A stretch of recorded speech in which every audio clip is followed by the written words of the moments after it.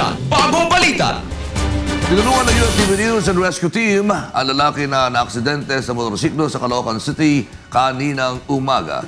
Ito ang balita ni Bernard Dadis. Nirespondihan ng UNTV News and Rescue Team ang dalawang motorcycle rider na naaksidente sa North EDSA Barangay Biglang Awa, Caloocan City kaninang alas 7:40 ng umaga.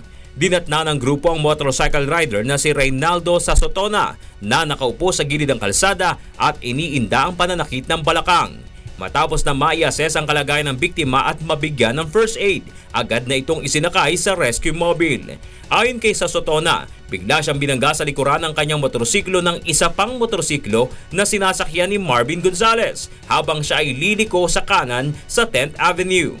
Dinala ng News and Rescue Team si Sasotona sa Caloocan City Medical Center. Samantalang nauna naman na dinala ng Caloocan City Rescue si Marvin Gonzalez dahil sa matinding pinsala nito sa kanyang ulo. Ayon sa traffic enforcer na si Ronelio Buzon, batay sa pahayag ng mga nakasaksi, mabilis ang motorsiklo na sinasakyan ni Gonzalez.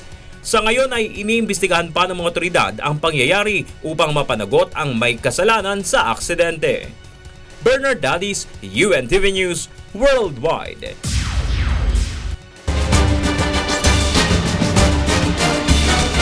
Tulong muna, bagong balita!